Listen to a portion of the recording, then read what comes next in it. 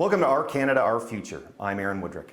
On today's episode, we're going to be doing a bit of a retrospective on the month-long Freedom Convoy protests that took place in Ottawa in January and February. What was it about? What did we learn? How will it impact politics in Canada going forward?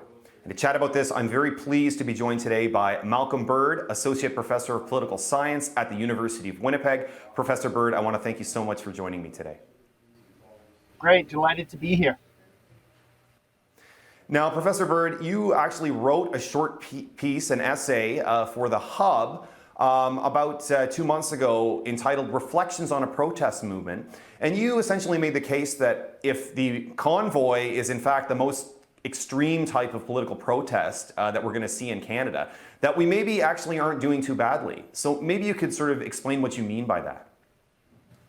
Well, I mean, what I was trying to get at was that no one died. I mean, to be really kind of simplistic and blunt, we had this large, widespread grassroots movement, starting in the West, come across the country, occupy Ottawa and some bridges and other pieces of infrastructure. And there a lot in the media. There was a lot of sort of excitement, and I think a little bit of exaggeration as to how extreme this was. But when you kind of step back and have a look at what transpired. There was very, very little violence. There was no death. Ultimately, this all got resolved peacefully, and yet a significant movement, expressed itself, and it actually entered into the political sphere, which we saw with the happenings in the Conservative Party. And I just wanted to point out to people that this is a beautiful, wonderful thing, because Canada's political systems and our government institutions were able to manage these tensions between different groups. And as I said in the piece, I think it illustrates the discipline and professionalism of actually the protesters themselves, but also of the police forces and who ultimately cleared them away. But yeah, if you want sort of a rough and ready litmus test of is something a really serious problem, the answer, did anybody die? And the answer is no one died. I also wanted to kind of point out anytime I can to people just how good and effective Canadian public institutions are, that our country is wealthy and peaceful and pluralistic. And a lot of this has to do with the fact that state institutions work here. And that's exactly what I saw happening.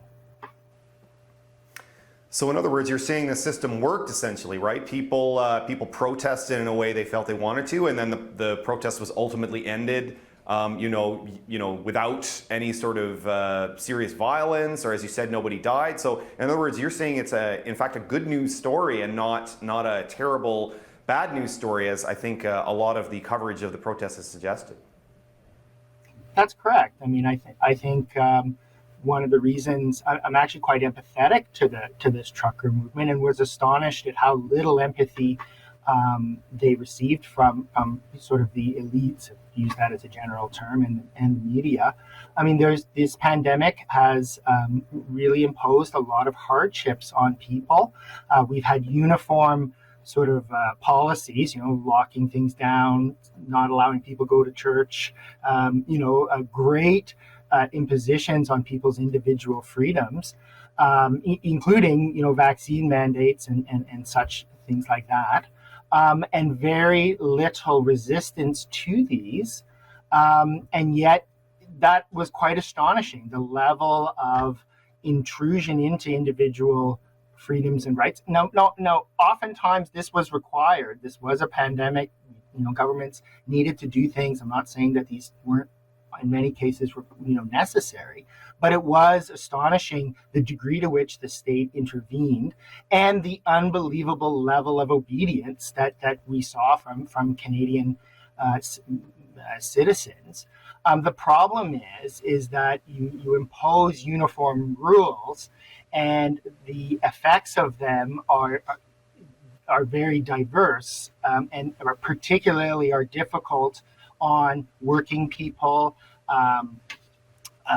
working people as well as young people as well. Young people also suffered, I believe, disproportionately throughout COVID because of these the imposed rules.